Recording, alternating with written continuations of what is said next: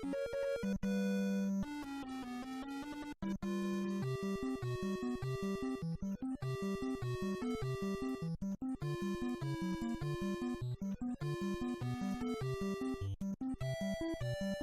sini saya akan menjelaskan apa itu transportasi.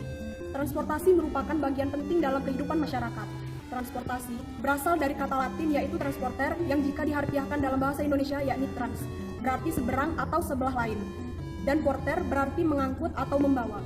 Transportasi berarti mengangkut atau membawa sesuatu ke sebelah lain atau dari suatu tempat ke tempat yang lain. Dalam hal ini, transportasi ialah kendaraan yang kita gunakan untuk berpindah tempat. Transportasi merupakan komponen utama dalam kehidupan kita. Hal ini terkait erat dengan mobilitas kita dalam bermasyarakat. Transportasi juga berkaitan erat dengan pertumbuhan jumlah penduduk. Semakin tinggi kepadatan penduduk, maka mobilitasnya juga akan semakin meningkat. Hal ini dapat menimbulkan permasalahan jika tidak ditangani dengan semestinya. Permasalahan ini juga terjadi di Kota Bandar Lampung dengan fakta dan masalah sebagai berikut. Fakta dan masalah dari transportasi publik yang ada di Bandar Lampung yakni yang pertama, adanya jangkauan transportasi publik yang terbatas. Yang kedua, belum adanya kebijakan yang membatasi penggunaan kendaraan pribadi. Lalu yang ketiga, adanya pelayanan dan fasilitas yang memanjakan pengguna kendaraan pribadi. Yang keempat, belum adanya kebijakan pemerintah dari Bandar Lampung yang mengatur pembatasan kepemilikan kendaraan pribadi. Dan yang terakhir, kurang ramahnya pelayanan transportasi publik bagi masyarakat, khususnya bagi penyandang disabilitas, lansia, ibu hamil, anak-anak, dan lain-lain. Dari fakta dan masalah tersebut, kami mendapatkan 3 isu. Isu pertama adalah pengelolaan transportasi publik belum optimal. Yang kedua, tidak memadainya sarana dan prasarana transportasi publik di Bandar Lampung. Yang ketiga, transportasi publik kian hari semakin sepi pengguna. Dari ketiga isu tersebut, kami menyimpulkan isu utama, yaitu kurangnya minat masyarakat untuk menggunakan transportasi publik di Bandar Lampung.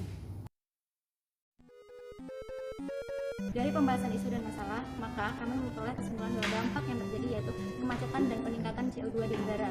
Kemacetan ini disebabkan karena banyaknya masyarakat Bandar Lampung yang menggunakan transportasi pribadi atau kendaraan pribadi.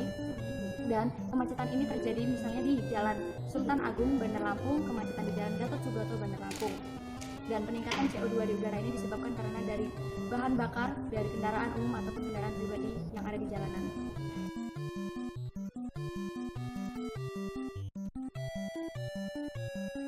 Dengan fakta pertumbuhan penduduk yang meningkat, sehingga mobilitas masyarakat juga meningkat. Dan masalah di sini ialah kurangnya sarana dan prasarana transportasi publik di Kota Bandar Lampung. Dengan adanya fakta dan masalah, timbullah kesenjangan antara masyarakat dan pemerintah Kota Bandar Lampung. Dampaknya ialah kemacetan lalu lintas. Jika dampak ini dibiarkan, maka akan menimbulkan urgensi. Urgensi di sini ialah mobilitas terhambat. Ketika mobilitas terhambat, maka seluruh lini kehidupan masyarakat pun terhambat, bahkan bisa-bisa terhenti, mulai dari pendidikan, ekonomi, sosial budaya, dan sektor lainnya. Kemudian doable di sini adalah teknologi. Perlu adanya upaya memodernisasi sarana dan prasarana transportasi publik di Kota Bandar Lampung. Dalam upaya memodernisasi ini harus diikuti dengan suntikan dana. Sumber dana adalah dari pemerintah Kota Bandar Lampung. Yang terakhir SDM. SDM di sini dibagi menjadi 2. Yang pertama pengelola, kedua pengguna. Pengelola di sini ialah pemerintah Kota Bandar Lampung dan mungkin dibantu oleh pihak swasta. Dalam pengelolaannya harus secara optimal agar minat masyarakat untuk beralih ke transportasi publik semakin hari semakin meningkat. Yang terakhir adalah yang kedua adalah pengguna. Pengguna di sini ialah masyarakat itu sendiri. Nah, tugas masyarakat di sini sangat penting untuk menjaga dan merawat sarana dan prasarana transportasi publik yang telah disediakan oleh pemerintah Kota Bandar Lampung. Rumusan masalah yang kami dapat adalah bagaimana upaya meningkatkan penggunaan transportasi publik di Bandar Lampung. Dan tujuan dalam upaya meningkatkan penggunaan transportasi publik di Bandar Lampung adalah mengetahui upaya dalam meningkatkan penggunaan transportasi publik di Bandar Lampung. Dari tujuan yang telah diutarakan tadi, kita memperoleh beberapa sasaran yang mungkin bisa kita lakukan. Yang pertama, menambah rute perjalanan transportasi publik di Bandar Lampung. Yang kedua, membuat kebijakan ganjil genap untuk mengatasi volume kendaraan yang ada di Bandar Lampung. Yang ketiga, itu memperbaiki akses jalan. Yang keempat, menambah jumlah halte yang ada dan memodernisasi halte yang ada. Yang kelima, itu meningkatkan fasilitas pada kendaraan umum berupa AC, penyediaan APAR, single seat, dan kursi prioritas. Berdasarkan tujuan dan sasaran, kami memperoleh output sebagai berikut. Yang pertama itu berkurangnya kemacetan dan masalah mobilitas kendaraan masyarakat di Bandar Lampung dengan adanya penambahan rute jalan seperti flyover dan jalan tol. Selanjutnya, penerapan kebijakan ganjil genap dan perbaikan rute jalan. Yang kedua itu meningkatnya minat masyarakat untuk menggunakan fasilitas dari transportasi publik yang telah dimodernisasi baik dari segi kualitas maupun kuantitas. Tinjauan pustaka yang diambil oleh kelompok kami adalah yang pertama, tentang pelayanan izin trayek pembinaan lalu lintas dan angkutan jalan yang dilakukan oleh instansi pembina di dalam pasal 5 ayat 3. Dalam poin B berbunyi, penetapan standar, pedoman, kriteria, dan prosedur penyelenggaraan lalu lintas dan angkutan jalan yang berlaku secara nasional. Dalam poin D berbunyi, pemberian bimbingan, pelatihan, sertifikasi, pemberian izin, dan bantuan teknis kepada pemerintah provinsi dan pemerintah kabupaten atau kota. Selanjutnya, dalam lampiran Peraturan Menteri Perhubungan Nomor 98 Tahun 2013 disebutkan bahwa umur maksimal angkutan perkotaan adalah 20 tahun atau ditetapkan sesuai pemberi izin dengan kondisi daerah. Dalam Peraturan Menteri Daerah Bandar Lampung sendiri, yaitu Nomor 10 Tahun 2017 tentang penyelenggaraan transportasi di Kota Bandar Lampung dalam pasal 85, diatur bahwa umur maksimal kendaraan angkutan umum yaitu 12 tahun. Berdasarkan tahun pembuatan sesuai nota pajak kendaraan atau STNK atau BPKB. Berdasarkan Peraturan Menteri Perhubungan Nomor 29 Tahun 2015 disebutkan, perusahaan angkutan umum harus menyesuaikan standar pelayanan minimal angkutan orang dalam trayek. Selain peraturan tentang jaringan trayek di Kota Bandar Lampung, ada beberapa peraturan lainnya, seperti peraturan tentang isyarat lalu lintas dan rambu lalu lintas yang diatur pada pasal 103 ayat 1. Alat pemberi isyarat lalu lintas yang bersifat perintah atau larangan harus diutamakan daripada rambu lalu lintas dan atau marka jalan. Ayat 2, rambu lalu lintas yang bersifat perintah atau larangan harus diutamakan daripada marka jalan.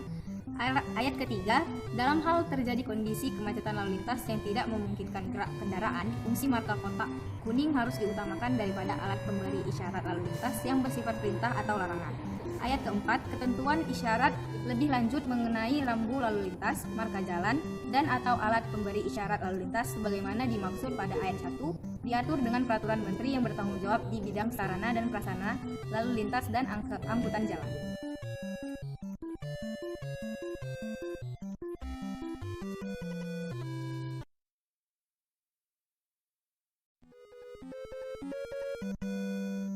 Berdasarkan observasi yang telah kami lakukan, kami tuangkan data dalam bentuk tabel data sebagai berikut.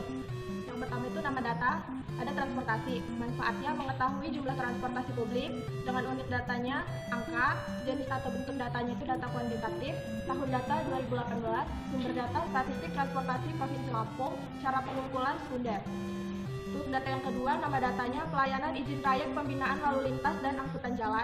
Manfaatnya untuk menentukan trayek pembinaan lalu lintas dan angkutan jalan. Unit datanya undang-undang, jenis atau bentuk datanya data kualitatif. Tahun datanya 2009, sumber data wih.kemlu.go.id. Cara pengumpulannya sekunder. Untuk yang ketiga, nama data penyelenggaraan transportasi di Kota Bandar Lampung. Tujuannya untuk menetapkan waktu maksimal suatu angkutan beroperasi. Yang ketiga, unit datanya itu peraturan menteri. Yang kemudian jenis datanya data kualitatif, tahunnya 2018. Terus sumbernya ombudsman.go.id. Terus cara pengumpulan datanya sekunder. Yang kemudian nama datanya kondisi kendaraan angkutan kota. Tujuannya untuk menstabilkan dan meningkatkan kualitas serta kuantitas dari angkutan publik. Terus unit datanya undang-undang dan peraturan menteri. Jenis datanya data kualitatif, tahunnya 2018. Sumbernya ombudsman.go.id. Terus cara pengumpulannya sekunder. Kemudian ada penyusunan rencana umum jaringan trayek. Untuk tujuannya untuk memperjelas jaringan trayek yang ada di Bandar Lampung dengan unit data, undang-undang dan peraturan pemerintah. Dengan jenis pengumpulannya data kualitatif, tahunnya 2018, sumbernya ombudsman.go.id, terus cara pengumpulannya sekunder. Kemudian ada dengan nama data alat pemberi isyarat lalu lintas dan rambu lalu lintas. Tujuannya untuk menertibkan lalu lintas, mencegah kecelakaan lalu lintas. Unitnya undang-undang, terus jenisnya data kualitatif tahun 2009 dengan sumber pif.kemlu.go.id dengan cara pengumpulan sekunder. Nah, yang terakhir ada nama datanya itu bus rapid transit dengan tujuan mengetahui kondisi terkini bus rapid transit dengan unit data JPEG. Terus ada gambar yang ditampilkan pada slide, kemudian tahunnya diambil pada tahun 2020, kemudian sumbernya dari Trans Bandar Lampung, kemudian cara pengumpulannya secara primer.